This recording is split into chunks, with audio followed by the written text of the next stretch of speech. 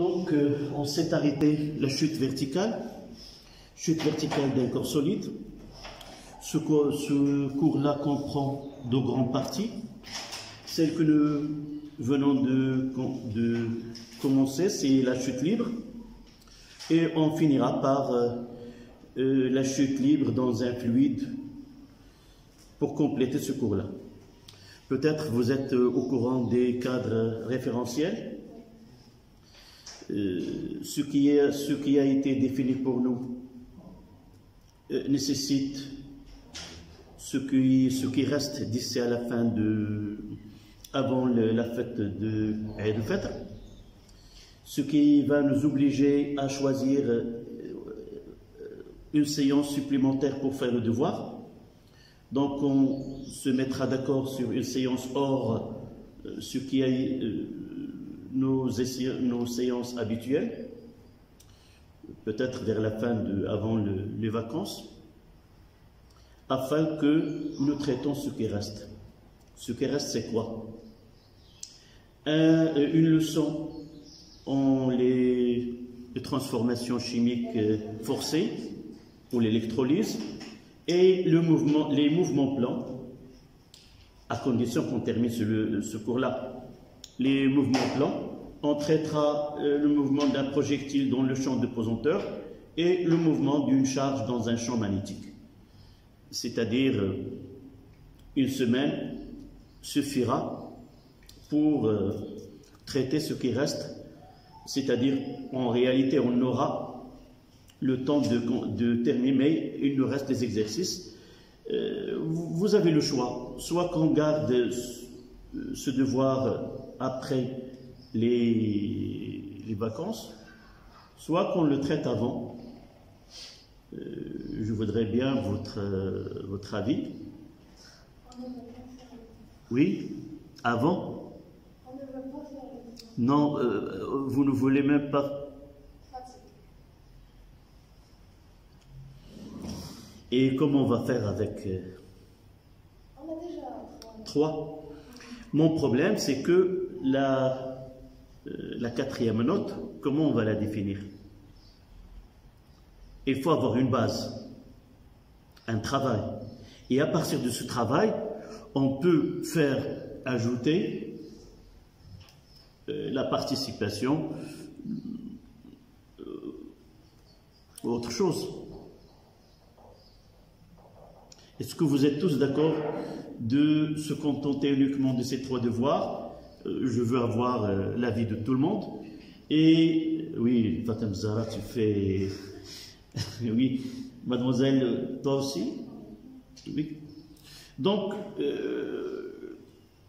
après les vacances, on va essayer je vais voir vos cahiers et je vais essayer de mettre en exercice ce que vous avez fait durant toute votre participation et autres. Et j'espère qu'on aura ce quatrième note sera défini de cette façon. D'accord? Donc on passe à notre leçon. Donc la chute libre. Définissez-moi cette chute libre. Si on vous demande, est-ce que le mouvement que nous traitons est un mouvement de chute libre ou non? Par exemple. Comment? On appelle mouvement de chute libre tout mouvement d'un corps solide d'un corps solide soumis uniquement à son poids. Et vous voyez dans cette définition, on ne définit ni la trajectoire, ni les conditions initiales dans lesquelles s'effectue ce mouvement. Il peut être avec une vitesse initiale, comme il peut être sans vitesse initiale. Il peut être vertical, comme il peut être, comme on va voir par la suite, un mouvement plan, c'est le mouvement d'un projectile dans le champ de pesanteur. Évidemment, dans certains exercices, on essaie d'avoir les conditions. Une chute libre, c'est un cas qui est idéal, c'est-à-dire avoir les conditions, par exemple, dans le vide. Et c'est pas tous les mouvements qui s'effectuent se fait dans le vide. Et par la suite, il y a des conditions dans lesquelles on peut considérer le mouvement dans l'air est un mouvement de chute libre. Quelles sont ces conditions? Oui.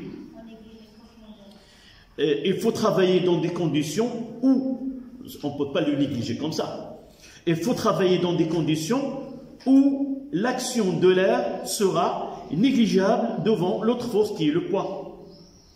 D'abord, il faut travailler avec un corps solide qui a une masse volumique très grande devant celle de l'air. Par exemple, la densité, si on prend une bille en acier qui a une masse volumique à peu près 8000 kg par mètre cube, en la comparant à celle de l'air, c'est 1,29 kg par mètre cube. Dans ce cas-là, on peut considérer que les forces de la poussée d'Archimède, elle est négligeable. Il ne reste une seule chose, c'est la force de frottement. Cette force de frottement, il faut travailler avec des vitesses qui sont très faibles et avoir une forme aérodynamique de ce corps-là. Si la forme est aérodynamique, si les hauteurs de chute ne sont pas très élevées, dans ces conditions, on peut dire que le mouvement dans l'air est semblable à celle en grande approximation, semblable à celle dans le vide. Nous avons déterminé, nous avons appliqué la deuxième loi de Newton et arrivé à l'accélération Hg. Et nous avons défini, dans ce choix, nous avons orienté l'axe vers le haut ou vers le bas? Vers le bas. Donc il faut faire attention. L'orientation, généralement, on fait le meilleur choix, c'est lorsque le mouvement est de chute vers le bas, il vaut mieux de choisir l'axe Z dirigé vers le bas. Et dans ce cas-là, on aura Hg, l'accélération de centre d'inertie de ce corps-là, n'est autre que le vecteur,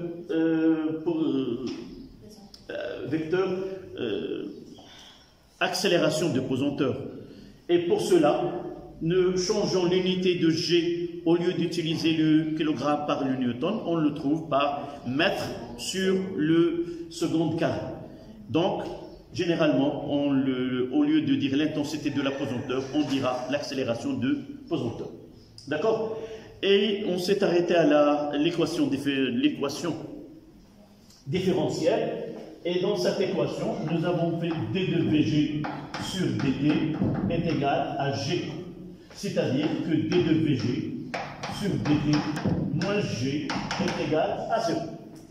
Voici l'équation différentielle de mouvement d'un chute libre d'un corps et vous voyez que ce mouvement elle est indépendante de la masse de corps, c'est-à-dire tous les corps, quelle que soit leur masse, dans les conditions où le mouvement est une chute libre, ils ont la même accélération qui est l'accélération de pesanteur. Donc on passe, quel est le point suivant? On détermine l'équation horaire. C'était le titre. C'est combien? C'est 2. 1, 2. 1, 2. Équation horaire.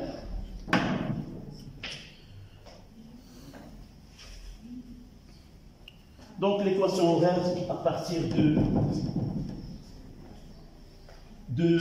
AG est égal à G, et AG est égal à D, nous pouvons revenir à A. Dans ce cas-là, il aura 0, 0, et là, AGZ, et V aura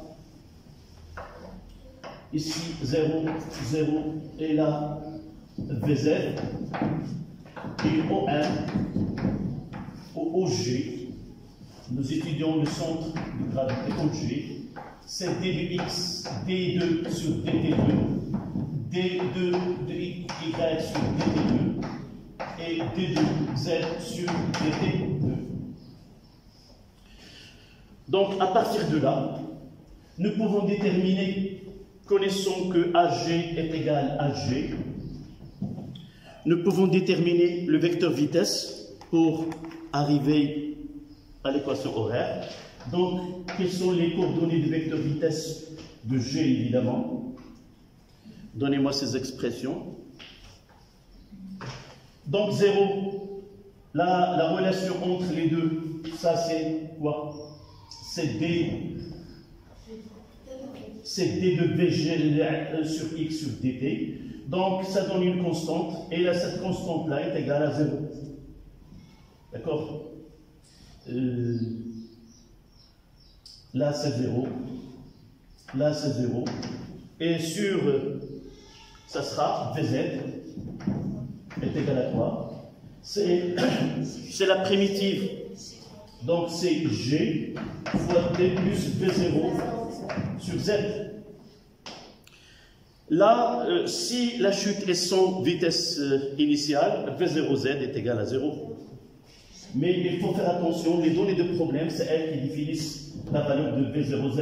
Si le mouvement est une chute sans vitesse initiale, alors on aura ce VG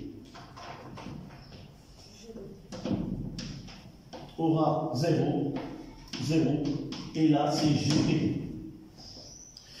À partir de là, on détermine, oui, est-il une remarque? On a déjà fait cette équation. Oui? On a déjà fait cette équation. Vous avez déjà fait. Donc on passe à OM. OM, au G. C'est X de T, Y de T, et Z de T.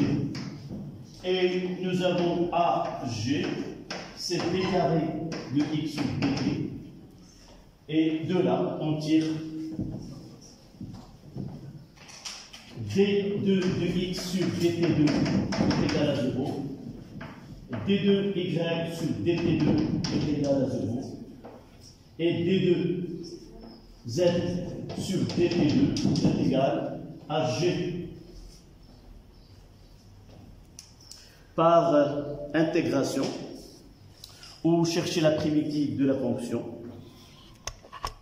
ça donne Z de T est égal 1 demi GT2, 1 demi GT2, plus V0Z de T, plus Z0. Mais dans ce cas-là, V0Z est égal à 0 et Z0 est égal à 0. Ce qui donne Z de T est égal à 1 demi G T2. Voici l'équation horaire de mouvement Z de G.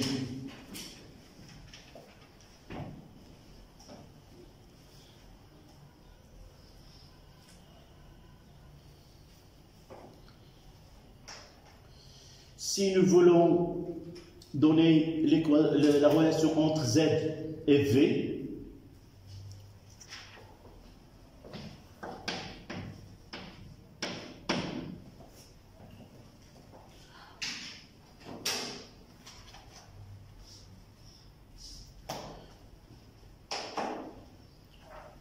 quelle est la relation qu'on peut établir entre Z et V et VZ?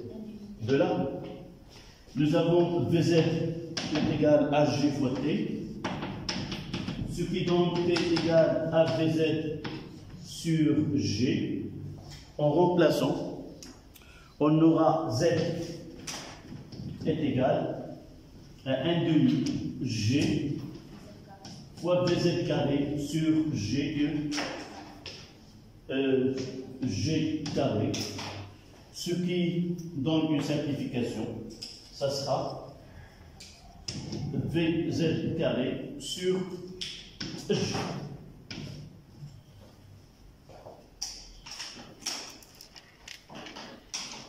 Quel est l'intérêt de cette relation-là? Qu'est-ce que j'ai fait en passant de là à là? J'ai éliminé le temps. Celle-là, dans ce cas, peut-être que nous avons déjà démontré la relation. Dans ce cas simple, cette relation s'appelle la relation indépendante de temps. Par exemple, si dans un exercice on demande, on lance un corps de masse de m avec une vitesse initiale, quelle est la distance parcourue, par exemple, pour qu'elle s'arrête, on peut, ou à un instant donné, nous pouvons relier z ou x avec la vitesse de ce mobile. D'accord? Là, c'est la relation qui relie la distance avec la vitesse.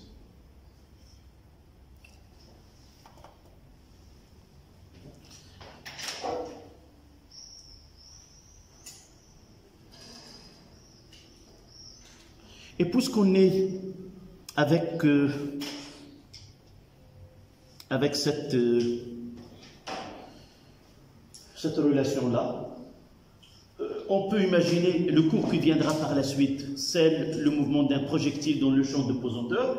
Ça sera le même travail, sauf que la vitesse initiale V0 est là. Une composante, c'est un mouvement plan, c'est-à-dire que la projection de V est sur l'axe des X et l'axe des Y, ou Y et Z, dans un plan donné, et on fera le même travail.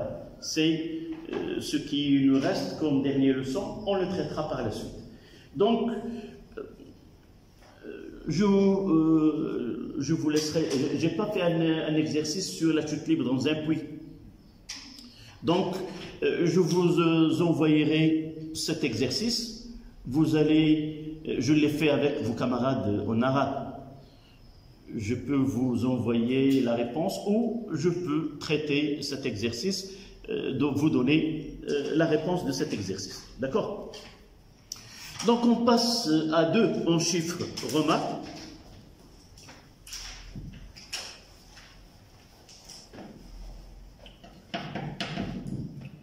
Chute verticale,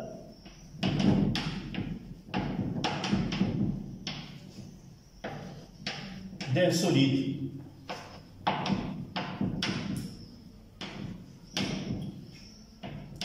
dans un fluide.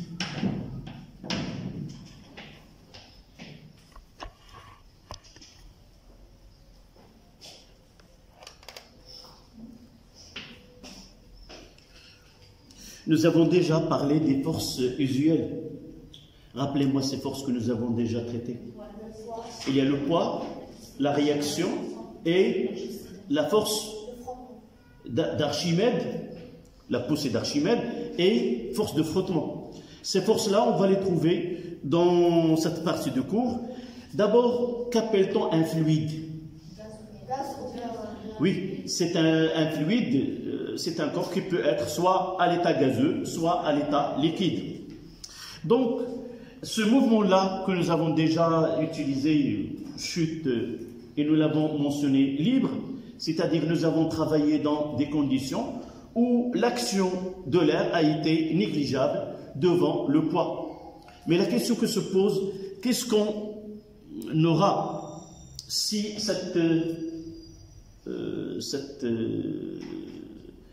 cette condition, c'est-à-dire si on travaille dans des conditions où on ne peut pas négliger l'action de l'air, c'est ce l'air qui est fluide, soit un solide, soit un liquide ou un gaz, et il exerce sur un corps solide 2 types de forces. La première force que nous avons déjà dit, c'est la force liée à la poussée d'Archimède. Quelles sont les caractéristiques de cette force? D'abord, sa direction, elle est toujours verticale, orientée toujours vers le haut, et son intensité est liée à la masse de volume déplacé. Et cette force-là, elle est indépendante, qu'elle soit le corps en mouvement ou elle est en équilibre stable. Par contre, l'autre force, lorsque ce corps solide elle est en mouvement dans ce fluide-là, qu'il soit l'air ou autre, et là, par une force de frottement, qu'on appelle force de frottement fluide, cette force-là, elle est liée à la vitesse avec laquelle s'effectue ce mouvement. Et on écrira, nous l'avons déjà écrit, que F c'est moins K fois V à la puissance N. En réalité, V N moins 1 fois V, pour l'écrire sous forme vectorielle. Cette force-là, cette constante, dépend d'abord de la nature du corps et de sa forme géométrique, et aussi dépend du fluide dans lequel s'effectue ce mouvement. Notre problème dans ce cours-là, c'est que lorsqu'on étudie le mouvement d'un corps dans un fluide, on n'arrive pas au départ de connaître en réalité laquelle forme. Est-ce que ce F est égal à moins K fois V, ou F est égal à moins K' fois V de cette façon, c'est-à-dire l'intensité c'est K prime fois V carré. Et là, F c'est K fois V. Mais ce calcul est défini pour déterminer cette expression ou l'autre. Il y a une relation dans l'étude des fluides, une relation qui s'appelle qui permet de connaître les deux expressions. On montre que si le mouvement s'effectue à faible vitesse, des vitesses très petites, on admet que ce F est égal à K fois V. Si le mouvement s'effectue avec vitesse très grande, alors dans ce cas-là, F est égal à K' fois V. C'est-à-dire que ces deux constantes ne sont pas les mêmes. Si on change de régime d'écoulement de fluide ou de mouvement, on change aussi cette constante-là. Donc, quel est l'objectif de l'exercice qu'on traite ici? C'est qu'on va essayer de modéliser cette force de frottement, puisqu'à l'avance, on ne peut pas dire, c'est pas comme la force de la poussée d'Archimède. À l'avance, c'est FA est égal à M' fois G. Et M', c'est ρ fois ρ de liquide ou de fluide fois le volume émergé. C'est défini. Mais dans ce cas-là, on essaie de s'approcher à cette force par un modèle donné. C'est-à-dire, on va essayer d'étudier le mouvement d'une façon expérimentale. C'est utiliser un logiciel, filmer le mouvement, suivre, traiter ce mouvement-là. Cette vidéo de mouvement doit être traitée par un logiciel qui permet de donner la vitesse, la courbe de la vitesse en fonction du temps. Et on va essayer de faire une étude théorique et d'essayer de donner, par exemple, dans ce cas-là, on admet que F est égal à K fois V. On traite le problème et à la fin, on essaie de faire quoi? D'arriver à ce V en fonction du temps de façon théorique et d'essayer de voir ce travail qui est théorique, est-ce qu'il est en concordance avec ce travail qui est expérimental. Si on trouve qu'il n'y a pas de différence, alors dans ce cas-là, on dit que dans ce mouvement, la force de frottement est de type K fois V. Mais si on trouve un écart entre les deux études, on dira que cette modélisation n'est pas admise et on essaie de faire un autre modèle en adoptant F est égal à K' fois V carré. On fait notre étude, on essaie de faire cette comparaison et de dire peut-être dans ce cas-là la force de frottement est égale à K fois V carré. Dans certains cas, on peut trouver dans le même mouvement, dans une partie il y a le modèle K fois V, dans une autre partie il y a le modèle K' fois V carré. Pourquoi? Parce qu'au cours de chute, le corps commence avec des vitesses, on le lâche avec une vitesse initiale qui est faible, nulle même, et cette vitesse elle augmente. Donc généralement, pour la partie ou ce qu'on appelle le régime initial, on peut avoir une similitude avec ce cas-là. Mais au cours de mouvement, la vitesse augmente, on peut aller vers le modèle de K' fois V carré. D'accord? C'est ça. Donc, ce que vous devez appliquer dans ce cas-là, d'abord, définir le système à étudier. Par exemple, une bille dans on va voir un exercice, on traitera directement un exercice d'application. C'est l'objectif de cet exercice, c'est déterminer la viscosité de l'huile de moteur. Vous voyez que dans les pistons, pour faciliter ce mouvement et minimiser le frottement, on utilise de l'huile. Et cette huile-là, c'est elle qui permet de minimiser le frottement, et c'est-à-dire donner parfois, si on ne vérifie pas quotidiennement le niveau de l'huile dans la voiture, vous avez pu constater vos parents, le matin, en ouvrant le capot, ils essaient de vérifier l'eau et vérifier l'huile. Sinon, il y a, ça donne, si le niveau d'huile n'est pas correct, on peut avoir des frottements, et ces frottements donneront quoi? Dégageront de la chaleur, et la chaleur peut donner le moteur sera brûlé suite à ce travail.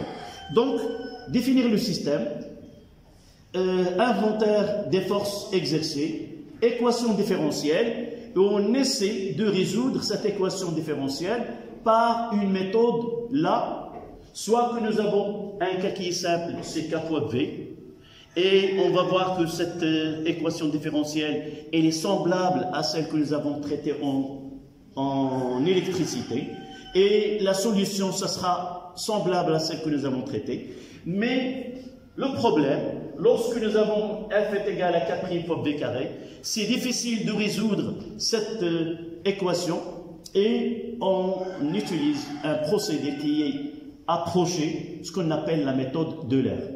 La méthode d'Euler, c'est une méthode qui est itéraire, c'est-à-dire il se fait d'une façon répétitive, et on fait un travail pas par pas. On commence de l'instant initial où les conditions sont bien connues, on connaît l'accélération à 0 dès le départ, on connaît la vitesse initiale, généralement soit 0, soit différente de 0.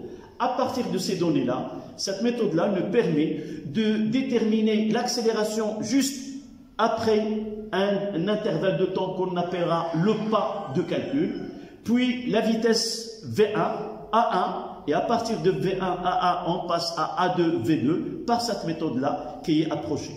Plus cette méthode est efficace et acceptable, tant que le pas de calcul est très petit. On va voir dans la partie qu'on traitera dans cet exercice. D'accord? Donc, on passera directement, je mettrai l'exercice devant vous. En attendant que je vous envoie dans votre groupe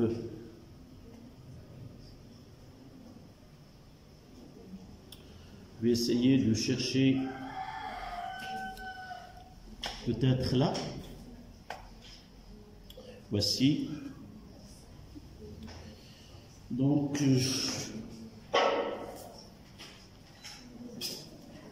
le temps d'effacer le tableau, que cet exercice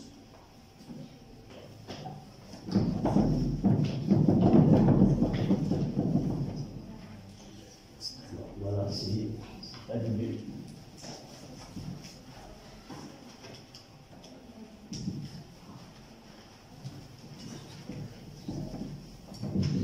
S'il vous plaît, pour le cours, je mettrai le lien du cours de l'année dernière, chute verticale, toute la partie théorique et même un autre exercice qui a été traité. C'était un exercice que je l'ai fait dans la partie après l'arrêt de cours présentiel. J'ai fait des exercices dans la même salle.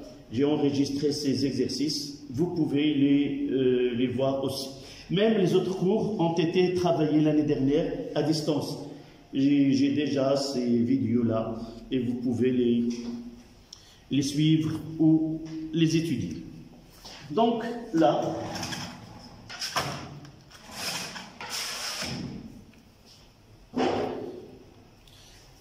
dans cet exercice, dans les moteurs à combustion, on minimise le frottement entre les pièces mécaniques en utilisant des huiles afin d'obtenir un frottement visqueux. Plus une huile est épaisse, ça veut dire quoi? Plus il est dense, plus sa densité est grande. C'est-à-dire son écoulement est lent. Plus une huile est épaisse, plus sa viscosité est élevée. On souhaite déterminer expérimentalement la viscosité d'une huile moteur. Pour cela, on filme la chute verticale d'une balle dans cette huile moteur avec une caméra numérique. L'exploitation du film avec un ordinateur permet de déterminer les valeurs de vitesse de la balle en fonction de temps. On obtient le graphe dans l'annexe 1 qui est à rendre avec la copie.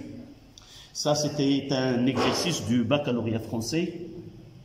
Donc, il y a un schéma qu'on doit la noter et la travailler. Donc, validation et la modélisation de la force de frottement. On entend par quoi ce titre? Ça veut dire quoi? Valider un modèle. On va choisir un modèle, on va travailler selon ce modèle-là et voir à la fin, est-ce que ce modèle est valide ou non? C'est-à-dire quoi? Ce choix qu'on va faire à l'avance théoriquement, on va le mettre en exercice avec une étude qui est expérimentale. On doit avoir une superposition des deux courbes où elles sont approchées. C'est le titre de cette partie. Pour étudier le mouvement de la balle, on se place dans le référentiel du laboratoire. On prendra l'axe vertical OZ dirigé vers le bas. Les caractéristiques de la balle sont la masse 35 grammes, rayon 2 cm, volume 33,5 cm². La masse volumique de l'huile aéro H, c'est 0,910 grammes par cm3. On suppose que la force de frottement s'exprime sous la forme F est égal à moins K fois VG, où VG est la vitesse de centre d'inertie de la balle. On appellera VG la composante de la vitesse suivant l'axe OZ. VG, c'est la composante, c'est-à-dire c'est une valeur algébrique. Dans une baccalauréat des années précédentes, la projection de VG était négative si le choix de l'axe est dirigé vers le bas. Il faut faire attention. Donc, 1.1, faire l'inventaire des forces extérieures appliquées à la balle en chute verticale dans l'huile, puis représenté sur un schéma. Donc, qu'est-ce qu'on va faire? On va, donc, dans une éprouvette, généralement, ce cas-là, on aura dans une éprouvette, il y a de l'huile, huile moteur. On va choisir quoi? Un axe. Là, c'est Z. O. Et quelque part, on mettra cette balle-là. Là, c'est G.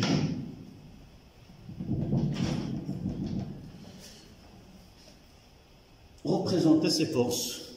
D'abord, on peut les faire l'inventaire ici.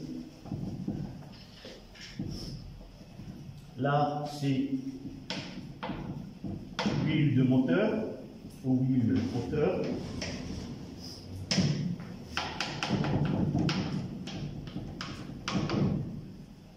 Inventaire des forces.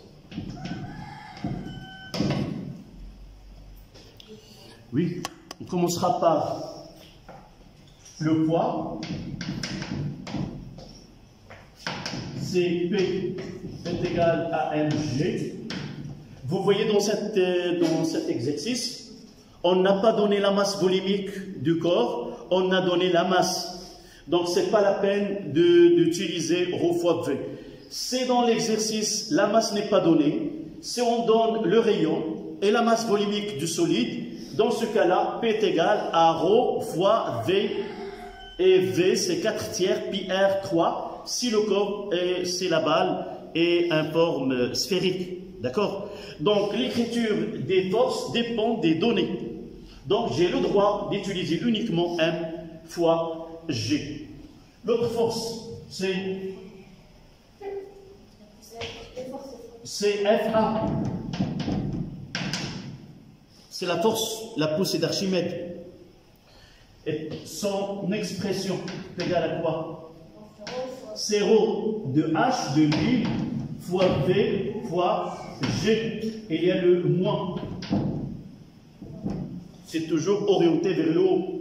L'autre force, c'est F, la force de frottement. Elle a été donnée, c'est moins K fois VG. Et je mettrai aussi VG aussi, là. Voici les trois forces. Donc, faire l'inventaire des forces exercées appliquées à la balle. Voici la première, oui. Dans la deuxième expression, c'est le volume. Ah oui. Là, c'est... je n'ai pas fait une petite remarque. On écrira fois V comme ça. Et là, pour V, on mettra cette écriture-là. V, G. D'accord? Pour différencier le symbole de volume de la vitesse VG. D'accord? Vous pouvez écrire en même temps que moi. C'était la question 1.1.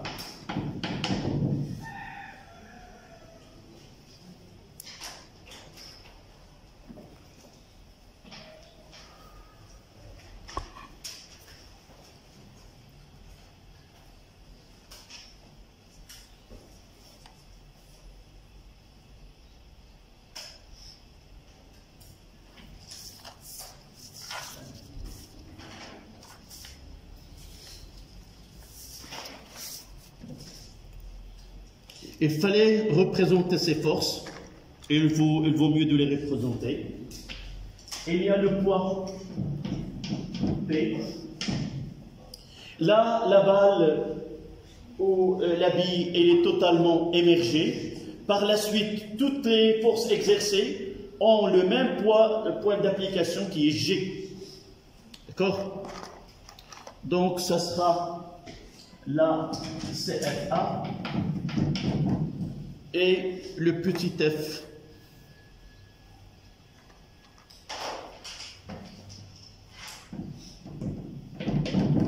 Dans certains cas, on représente ces forces décalées pour qu'elles soient vues. Généralement, on fait P, on fait la F, et l'autre, c'est FA. Uniquement pour... là, le mouvement, il commence par un mouvement qui est accéléré vers le bas. C'est-à-dire, en réalité, mais parfois, on vous dit, sans souci d'échelle.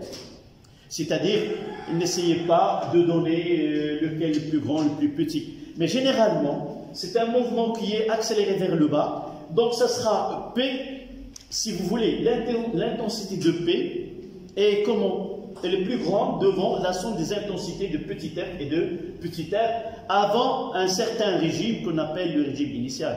D'accord? Juste après, on verra ce qu'il va se produire.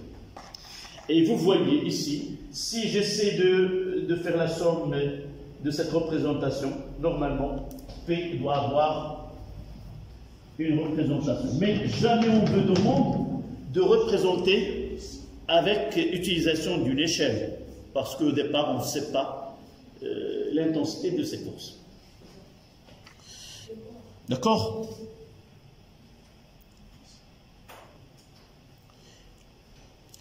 La question 1.2. En appliquant la deuxième loi de Newton, établir l'équation différentielle de mouvement de la balle dans le référentiel de laboratoire. Et nous avons l'habitude lorsqu'une question en électricité, évidemment, lorsqu'on parle de l'équation différentielle, on doit ajouter quoi? l'équation différentielle que vérifie UC, que vérifie I, que vérifie tel. Mais dans ce cas-là, on est d'accord, lorsqu'on demande l'équation différentielle, on entend, sous-entendu, il n'y a que V. C'est pour cela, on n'a pas dans l'expression, en appliquant la deuxième loi, établir l'équation différentielle de mouvement, de là-bas, l'équation différentielle que vérifie la vitesse de la balle dans le référentiel de laboratoire. Donc, sans la nommer, ça veut dire on demande de V. D'accord? Donc, 1, 2, on commence par quoi? Deuxième loi. Donc, deuxième loi de Newton. Et on écrira F plus FA plus P est égal à M d de VG sur dt. Une petite remarque pour le symbole qu'on donne à la force d'Archimède, soit qu'on utilise PA, soit qu'on utilise FA, soit qu'on utilise pi. Dans certaines, surtout dans les exercices français, on utilise ce symbole pi, c'est la force, c'est la poussée d'Archimède. Mais si on ne vous donne rien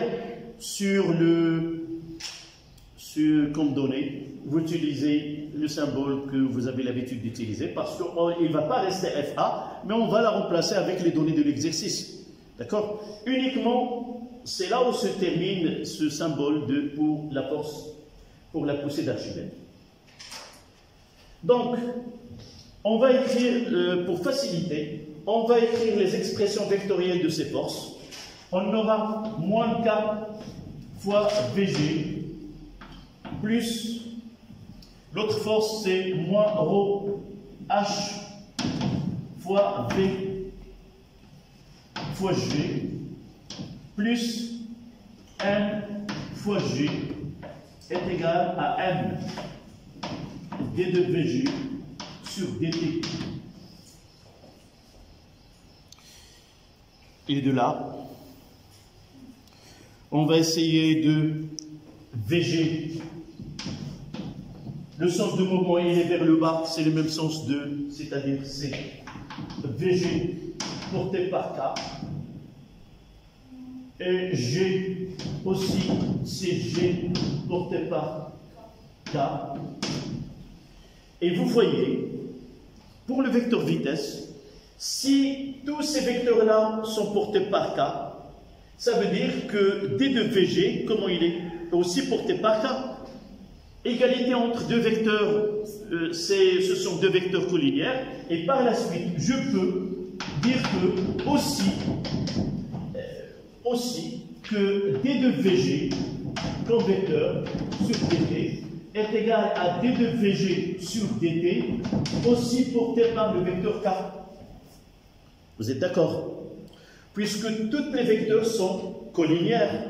Donc, s'ils sont collinéaires avec K, aussi d de VG et les collinéaires avec K. Ce qui donne de là, c'est moins K fois VG. Je vais essayer de mettre G en facteur, plus G,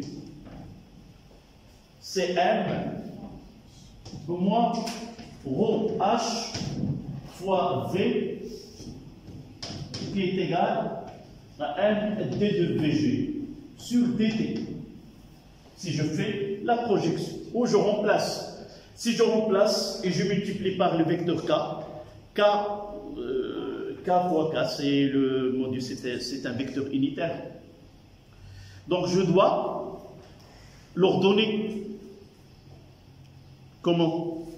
C'est avoir la dérivée, la fonction, et l'autre côté doit y avoir une constante, ou zéro, ça dépend des cas.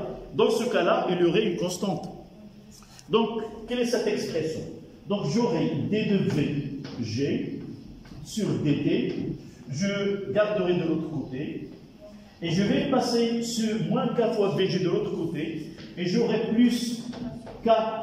Donc là, je mettrai un k majuscule. Pour différencier, là, je mettrai un k majuscule sur m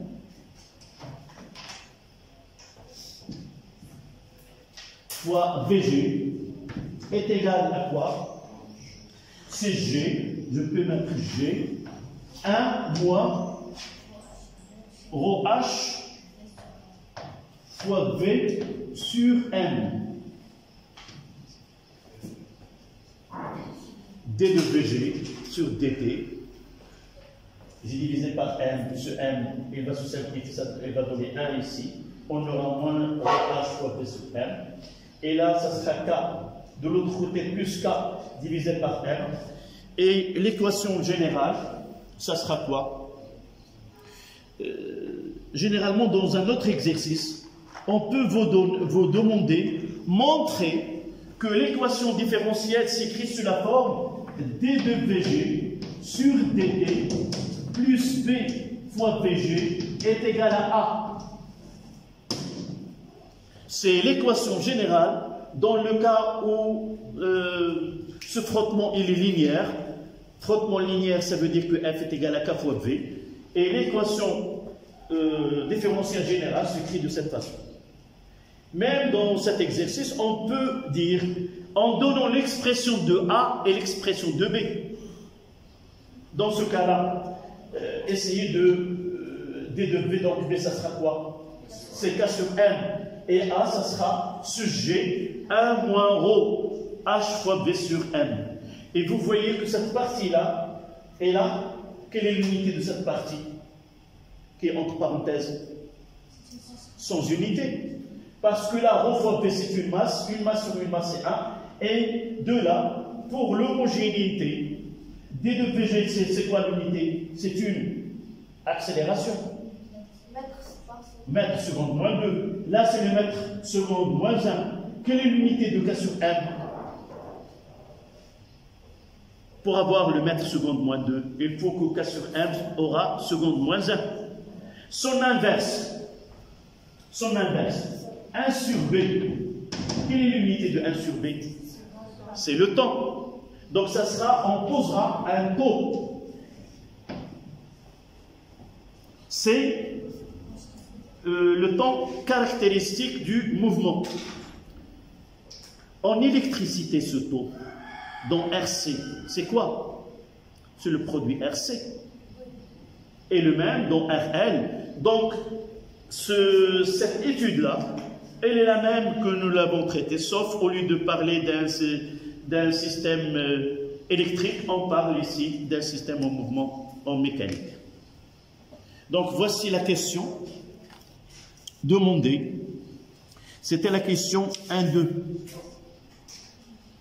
Je me suis... Là, c'était la question 1-3. Donc, c'est un exercice qu'on traite en cours. C'est pour cela la question 1-3.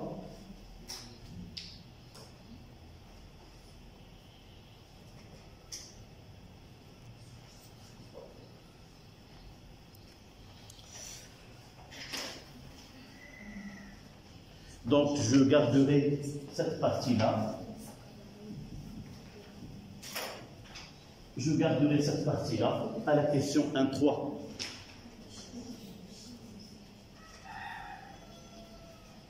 En réalité, tout ce qu'on va traiter d'ici à la fin de ce cadre référentiel, ce sont des applications de loi de Newton. Donc, on n'aura pas quelque chose de nouveau, sauf on fait intervenir des forces que vous n'avez pas l'habitude de les voir. Une fois qu'on vous donne l'expression, vous êtes capable de traiter, de répondre à ces questions. D'accord? On passe à la question 1-3.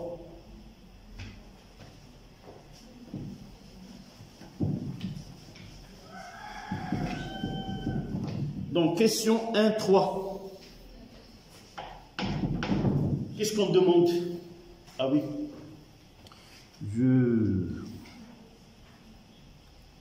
Il faut chercher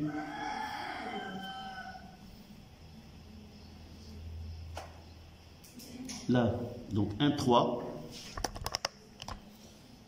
1,3, on demande quoi? Montrer que d de Vg sur dt peut se mettre sous la forme, voilà. Donc, donc on aura d de Vg sur dt plus k sur m Vg est égal à G fois 1 moins ρh fois V sur M. Et on écrira l'expression. Je mettrai d de Vg sur dt est égal, c'est G 1 moins ρh fois V sur M moins K sur M, moins K sur M fois Vg.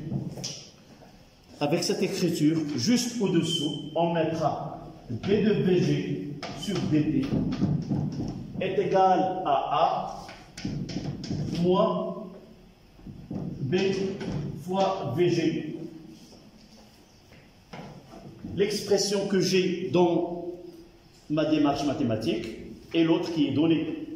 Ce qui donne que A est égal à G 1 moins ρh fois V sur M. Et je vérifie bien que c'est l'expression donnée.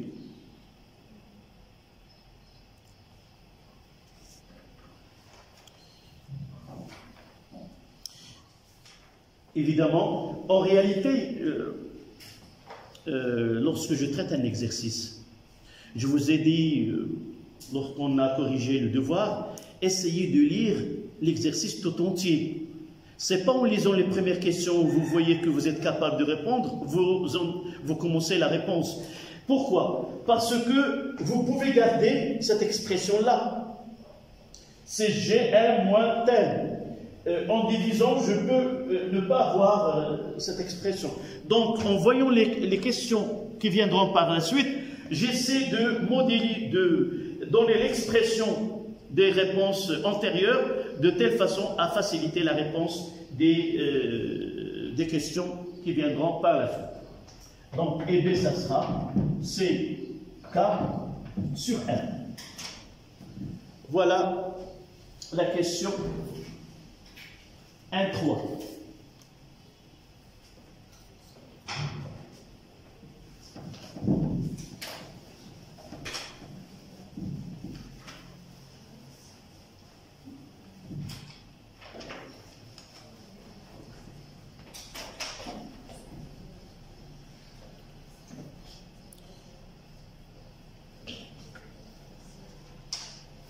La question 1,4.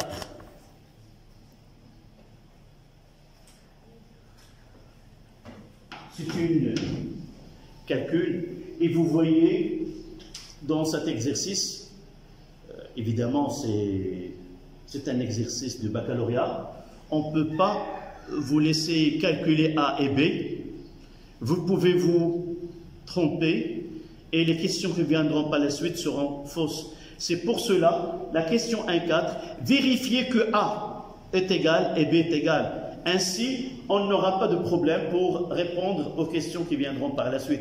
Toujours, cette question se pose d'une façon classique dans ces exercices. Donc, je mettrai A est égal, je fais l'application numérique.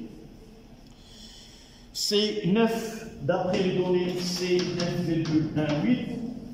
Facteur de 1 moins. Là, essayez d'utiliser les unités.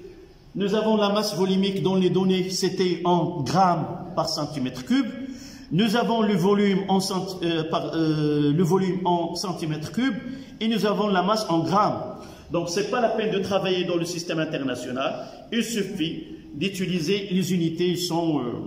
Mais dans les exercices du bac marocain, généralement, on vous donne les unités qui sont en système international, surtout pour ρ et le rayon en centimètres. Donc, vous allez trouver c'est pas, il faut le connaître à l'avance.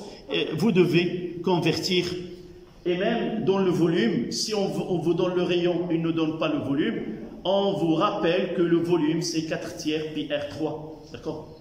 Donc ça sera... Monsieur, la masse doit être en kilogrammes. Oui, mais là, j'ai déjà dit que ce rapport-là, il est sans unité. Il suffit de travailler dans les unités données. Dans ce cas-là, on n'aura pas de problème. Si on utilisera en grammes par centimètre cube, là, le centimètre cube, ça reste gramme, et je dois utiliser la masse en grammes, gramme sur gramme, donc les unités. Cette partie-là est sans dimension. Donc, ρ, c'est 0,910 fois le volume qui est 35 cm3 sur M, qui est, quelle est cette masse? C'est 35 aussi, 10, c'est 35.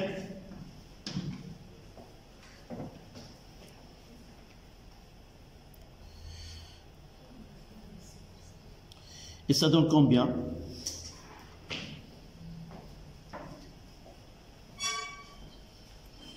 Par calcul, ça donne 1,27.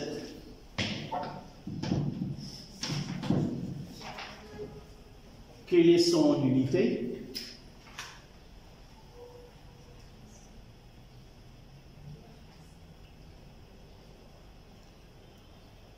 Eux, ils ont utilisé SI. Ils ont le droit, celui que pose la question, peut ne pas donner les unités. Est-ce que ça donne la même valeur? Non? Essayez de refaire les calculs. 33,5, oui, je me suis... 33. Là, le volume, c'est 33,5. Je remonte en haut, oui, le volume, c'est 33,5 cm3. Et la masse, c'est 35 grammes. Là, ça donne cette valeur. Je veux que vous me donniez l'unité. Nous l'avons discuté tout à l'heure.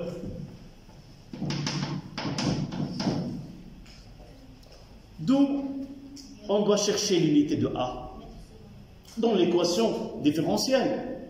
Là, on ne peut pas faire la somme des grandeurs qui n'ont pas la même unité. La première des choses. Donc l'unité de A, c'est l'unité de B fois G.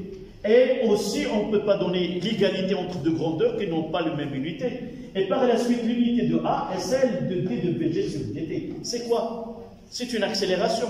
Donc l'unité de A, ce sera quoi? C'est le mètre seconde moins 2. Donc c'est l'accélération. Vous n'avez pas le droit, pour certains profs lors de la correction, n'admisent pas mentionner SI. D'accord? Il faut donner l'unité de la grandeur. Voilà pour A. Pour B,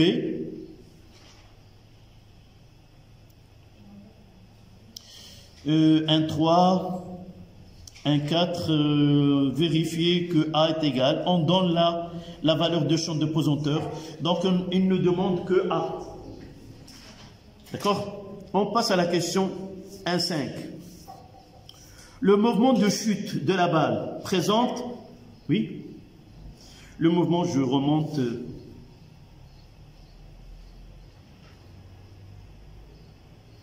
Voilà.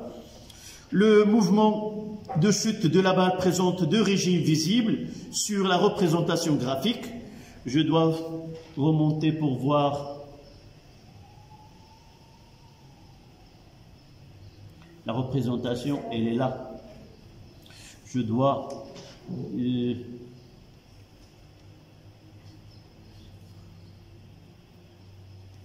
voilà.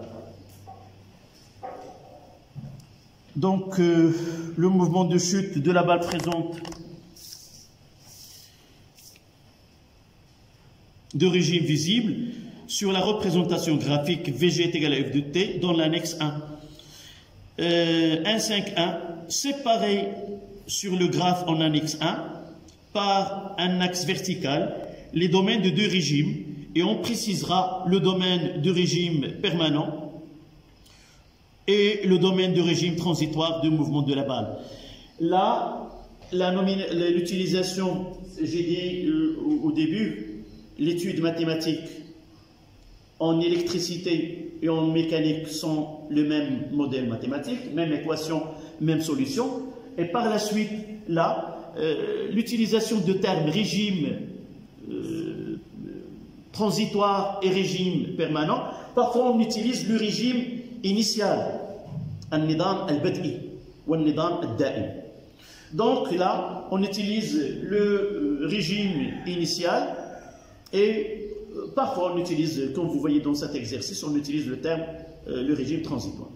Donc comment peut-on déterminer, séparer les deux parties? À partir de taux. Donc taux, là nous n'avons pas de tangente. Qu'est-ce qu'on va utiliser? Oui, c'est 0. On utilise 0,63. La valeur limite, c'est elle qui détermine le taux. Là, vous avez ces 17. L'unité, c'est en centimètres par peu importe l'unité. Nous venons représenter ce point qui détermine taux. Donc 0, c'est 17 fois 0,63. Mademoiselle, avec calculatrice. Combien? 10,60. 10, et quelques. 10, vous avez les tirets et on peut déterminer là. La première des choses, il faut essayer de trouver et on peut déterminer 10,5. On va essayer de trouver. C'est entre 0,09 et 0,15.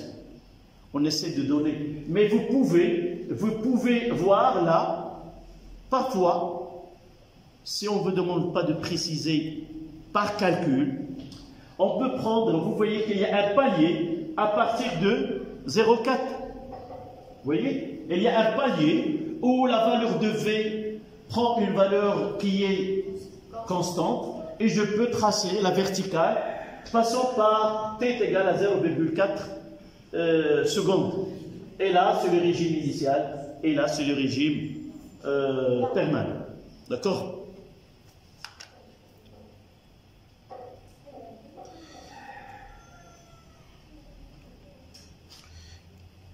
Donc, pour la question 1.5a,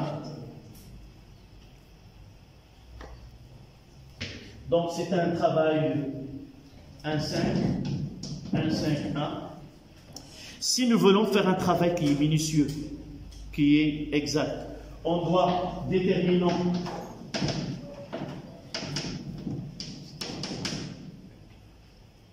la valeur de taux.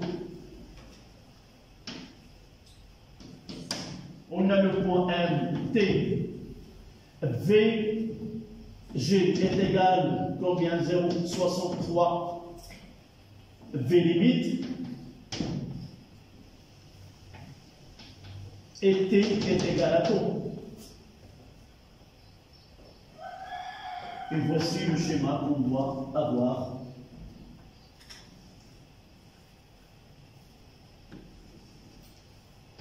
S'il vous plaît, chez vous, lorsque vous essayez de télécharger cet exercice et travailler sur là, c'est 0,63 V limite. Et là, c'est taux. Combien tu as calculé? C'est 10,63 égale V de taux, VG 10,6 mètres seconde moins. Et là, on aura 5 taux.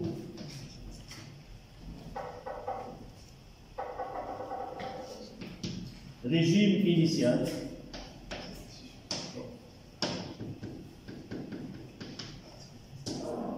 Et la régime permanent.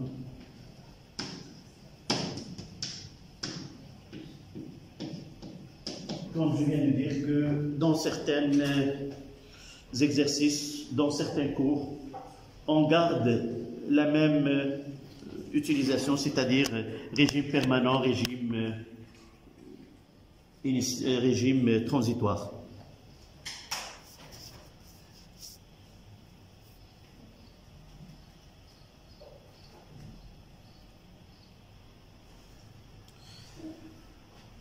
Donc, ce qui nous ramène à la question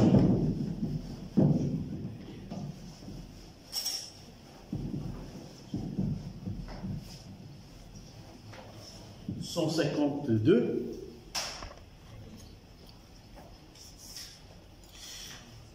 « 1,5,2.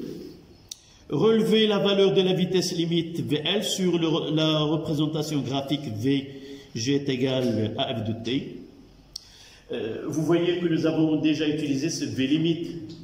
Nous n'avons aucun outil qui nous permet de séparer les deux régimes. À moins si on donne une tangente à l'origine, dans ce cas-là, on ne passera pas par V limite. Donc, dans cet exercice, en réalité, on doit avoir cette tangente pour nous, pour les exercices traités par les Marocains. Toujours on donne cette tangente. Eux, ils n'ont pas l'habitude de donner cette tangente et toujours, soit en électricité, soit en mécanique, on utilise toujours ce 0,63 V max ou cette valeur qui est maximale. Pour nous, si on donne cet exercice, on vous donnera cette tangente. Et même la courbe doit être en continu, non pas en point par point. Donc là, c'est la question 1,5,2. Donc V limite est égal, c'est 17 cm par 0,17 mètres seconde moins 1. On peut accepter son écriture en centimètres par seconde, mais il vaut mieux de le travailler dans le système international. Je vais essayer de... Voilà. Vous voyez que l'unité, c'est centimètres seconde moins 1. Essayez de voir vraiment l'unité sur les deux axes. Si vous ne faites pas attention, et vous pouvez considérer que l'unité c'est en mètres par seconde, vous allez écrire que 17 mètres seconde moins 1 en réalité. Il faut vérifier l'unité donnée sur les deux axes. D'accord? La question qui vient par la suite, 153. Que vaut l'accélération de la balle quand celle-ci atteint la vitesse limite? D'après, c'est comme quelle est la tension EC entre les bornes de générateur dans le système, c'est de la même façon. V est égal à V limite est égal à une constante.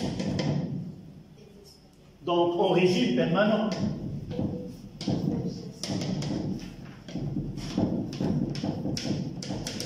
Ça veut dire que D de VG sur DT est égal à 0. Donc HG, on peut dire HG infini, avec un temps très grand, est égal à 0. Et le mouvement de G,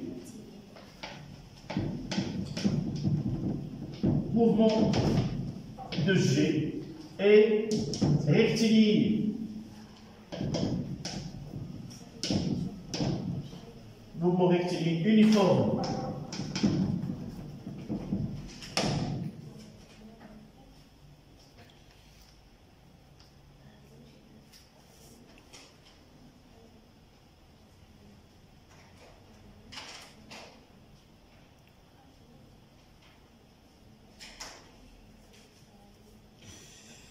La dernière question, c'est la question la plus importante de l'exercice.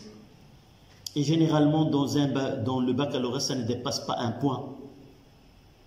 0,75. D'accord? On demande d'appliquer cette méthode de l'air dans deux cas particuliers. D'accord? Et avant de traiter cette question, on lira d'abord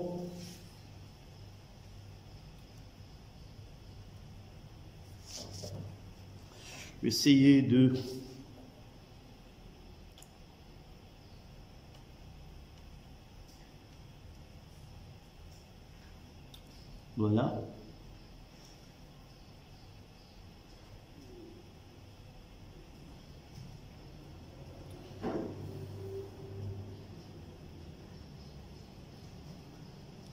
C'est de là qu'on commence.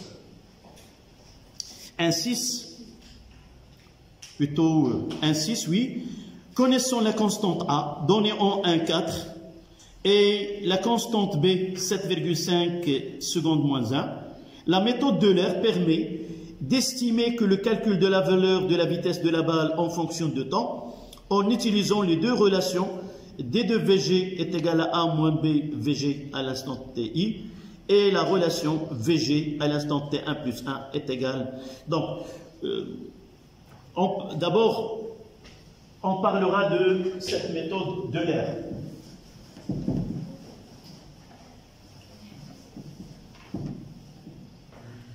Vous avez pris ceci?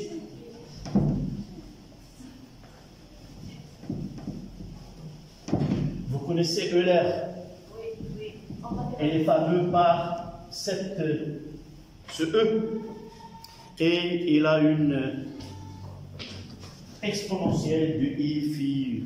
Vous connaissez cette relation-là? Est égale.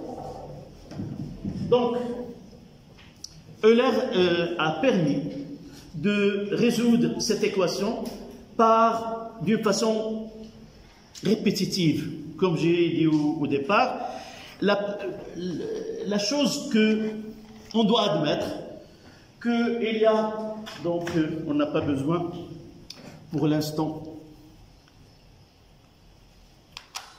Donc cette méthode-là, c'est que nous avons D de VG sur dt plus B VG est égal à A. Donc à partir de cette équation, et les conditions initiales, c'est très important.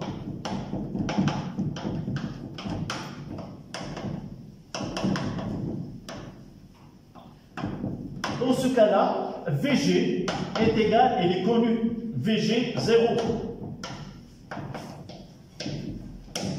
Et autre chose qui est connue au départ, c'est cette constante A qui est l'accélération. Vous avez vu l'expression de A, c'est quoi? C'est G, facteur de 1 moins ρ fois V sur M.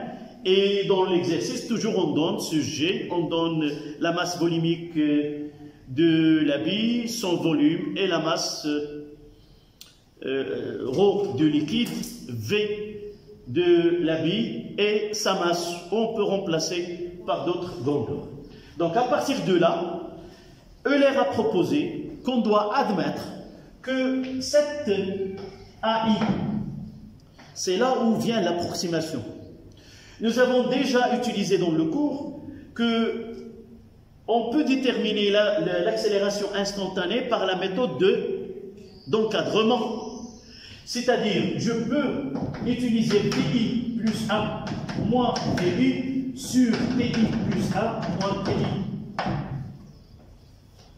D'accord? Cette méthode-là, si nous essayons par exemple, là c'est de VG, là c'est le temps, si la courbe elle est là, donc cette méthode-là, à cet instant-là, G c'est VI, et là c'est VI plus 1, là c'est TI plus 1, et là c'est TI. En réalité, AI c'est quoi? Mathématiquement, c'est le coefficient directeur de la tangente. Là, f de x moins f de x0 sur x moins x0 est égal à f' de x lorsque x est égal à x0. Et cette dérivée là, c'est quoi? C'est le coefficient directeur. C'est de cette façon que vous essayez d'établir l'équation de la tangente à une courbe. Donc, en réalité, si je veux, dans ce cas-là, là c'est T, et à partir de là, le coefficient AI, c'est le coefficient directeur de cette tangente. Qu'est-ce qu'on va faire, nous? Au lieu de travailler avec le coefficient directeur, on va utiliser cette méthode-là, ce triangle-là. VI plus 1, là c'est alpha 1. Dans ce travail-là, pourquoi il est approximatif? Si je veux déterminer la vraie valeur de AI, c'est quoi? je dois construire un autre triangle. Je choisirai là. Voilà si je veux déterminer quelle est la différence entre les deux triangles. Voilà d'où vient l'incertitude. Cette partie-là, la différence entre ce triangle en bleu et le triangle en jaune. C'est pour cela qu'on dit que c'est une méthode qui est approximative. Et vous voyez à partir de là, pour que les deux valeurs doivent être approchées, qu'est-ce qu'on doit faire, à votre avis, pour diminuer cette partie-là, cet écart? Qu'est-ce qu'on doit faire à delta de t? Le diminuer. Si TI elle est là, ce qu'on appelle le pas, si je prends là, qu'est-ce qu'il y a? L'incertitude réside dans cette partie-là. Donc, en prenant ce qu'on appelle le pas de calcul petit, tant que le pas de calcul est petit, tant que la valeur de AI s'approche à cette relation que nous avons utilisée.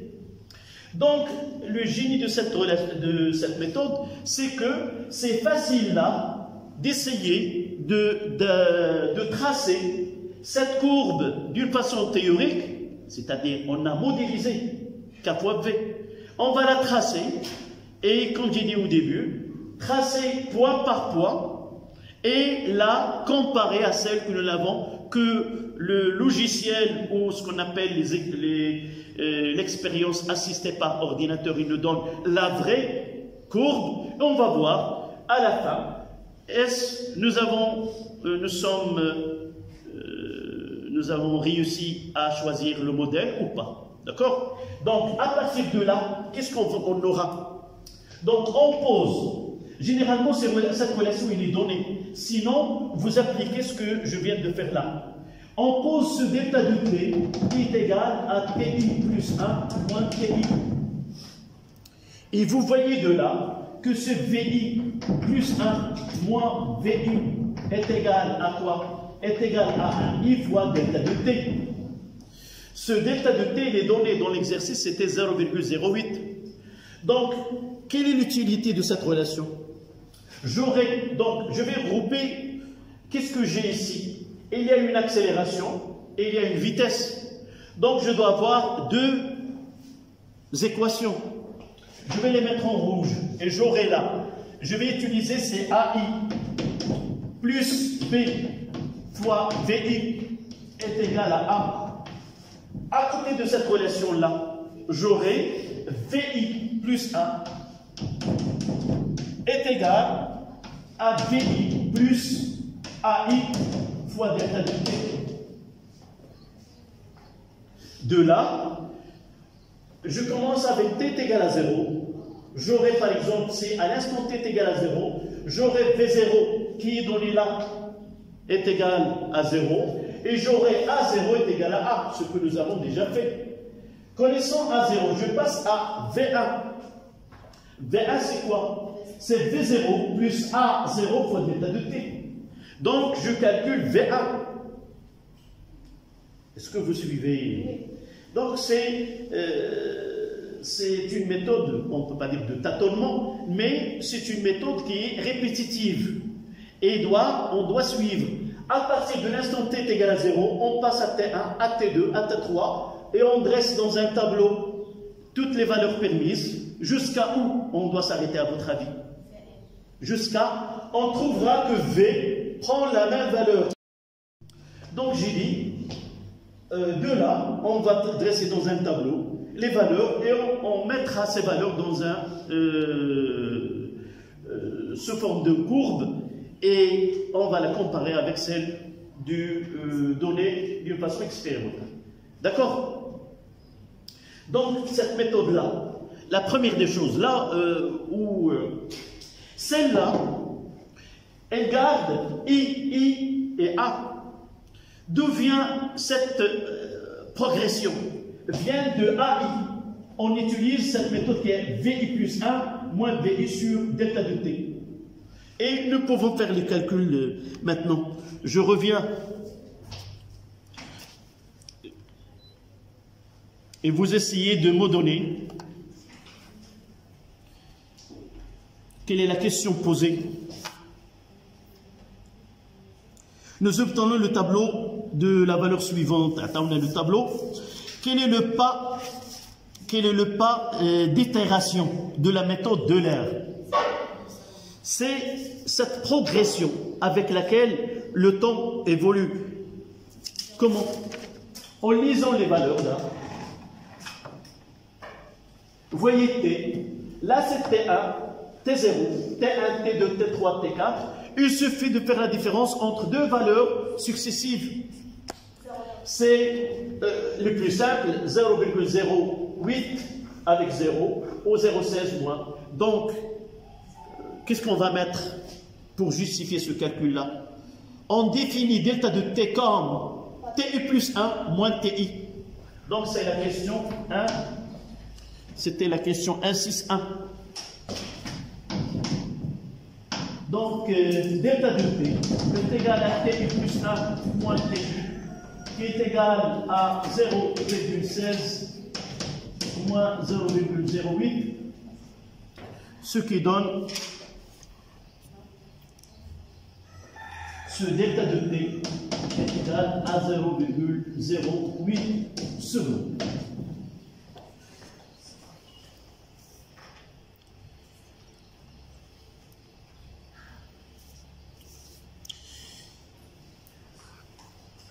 Question suivante, peut-être vous remarquez que je me précipite un petit peu. Au moins, s'il me reste la deuxième détermination de la viscosité, c'est pas grave, on le verra par la suite. La question suivante, c'était quoi? Je remonte. Que vaut l'accélération à l'instant t égale à 0? Donc, 1, 6, 2.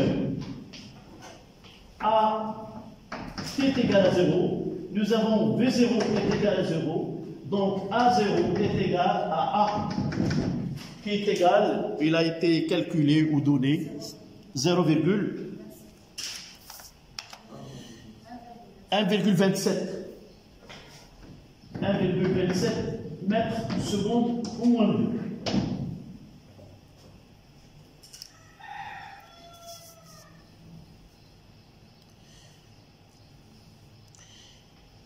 Calculer la vitesse à l'instant t est égal à 0,24. Si vous avez compris, dites-moi, qu'est-ce qu'on doit faire maintenant? Lorsqu'on demande de faire ce tableau, nous devons avoir un couple. 2 et 2, c'est quoi? Je dois remplacer les grandeurs par leurs valeurs. CA, c'est donné. A0, c'est combien? C'est 1,27 plus B. Il a été donné, c'est combien? Il a été donné dans l'exercice 7,5 est égal, non, c'est AI. 7,5 VI est égal à 1,27. Et juste dessous, VI plus 1 est égal à VI plus combien? C'est, je l'ai AI fois delta de T. Avec delta de T égale 0,08 secondes. Voilà ce que je dois avoir devant moi pour calculer n'importe quelle question concernant soit AI, soit VI. D'accord? Donc la première question, c'était le calcul de la valeur de, voilà l'énoncé, de la vitesse à l'instant t égale à 0,24. Donc j'utiliserai celle-là. V t égale à 0,24 secondes est égale celle qui la précède. Je reviens. C'est combien? 0,143. D'accord? c'est 0,143 plus AI, c'est-à-dire AI, c'est l'accélération de VI. Là, c'est combien? C'est 0,2 multiplié par 0,08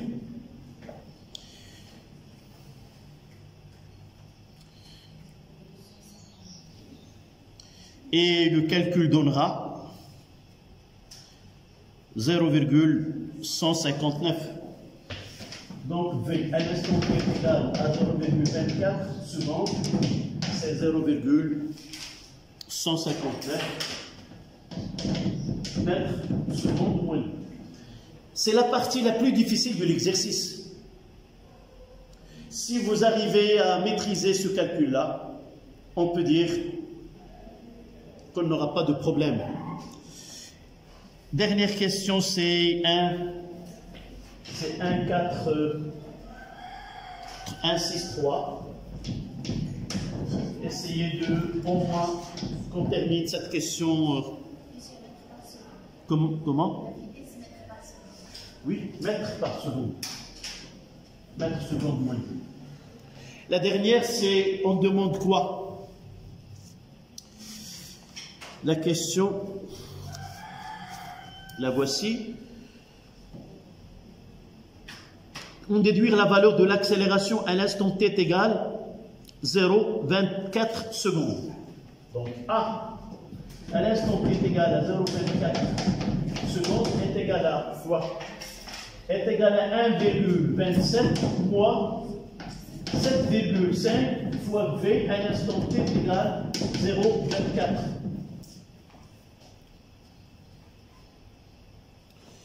Et ça donne 0,078 mètres secondes moins.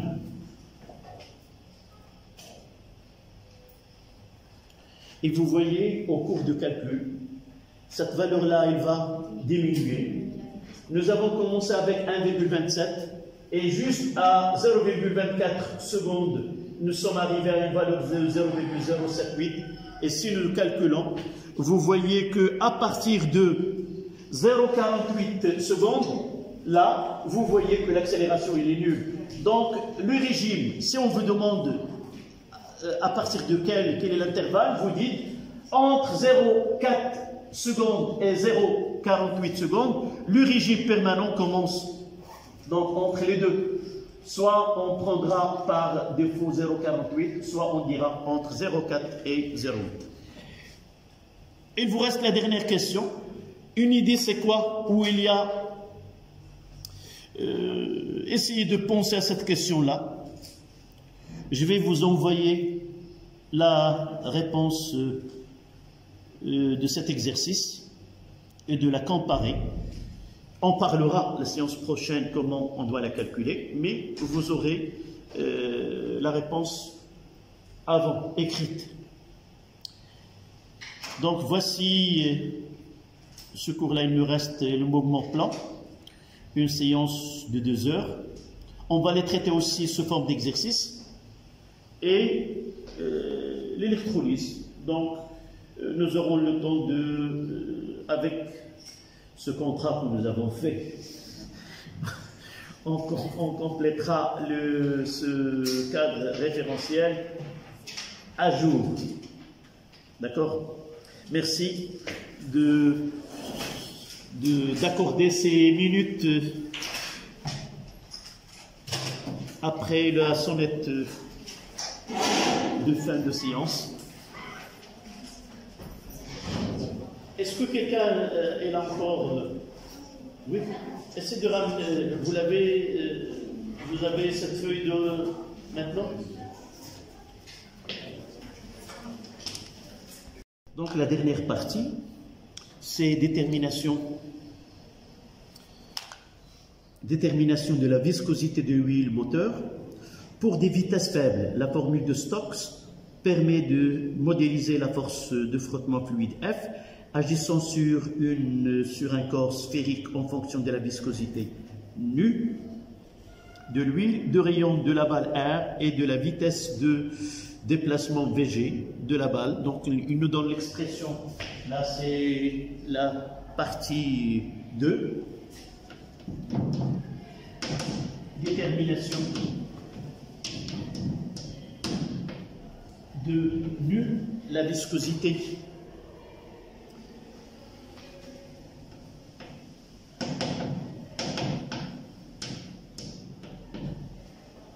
de l'huile moteur,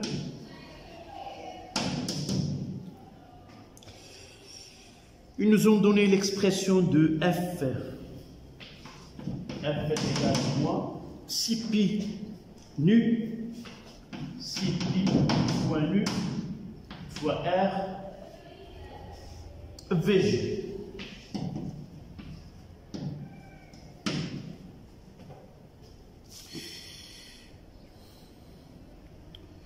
Donc, cette expression-là, nous avons déjà des données où F est égal à moins K fois VG. Et de là, on tire par comparaison que K est égal à 6 fois pi fois nu fois R. Mais pour déterminer ce nu, nous avons déjà B. On sait que B est égal à K sur M,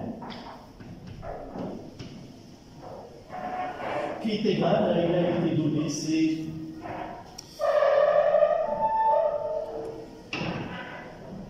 7,5. Et de là, on tire que 6pi fois nu fois R est égal à K sur M.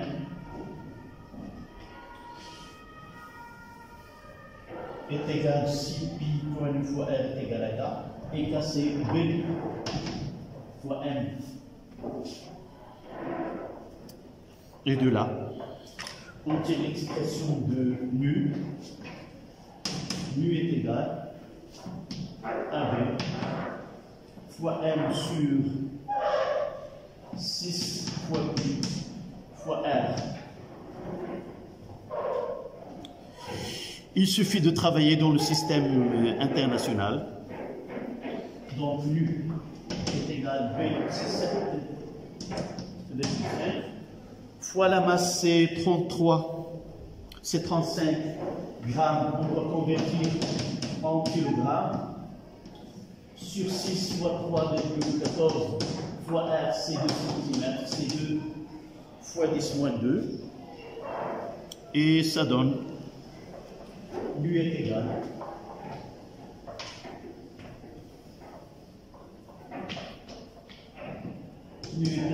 c'est 0,6 mètres, c'est à peu près 0,7. Et d'après le tableau qu'on donne pour déterminer l'huile que nous avons utilisée, il y avait dans le tableau 3 huile de moteur, il y a le SAE 10, nu c'est 0,088, il y a le SAE 30 c'est 0,29 et le SAE 50 c'est 0,7.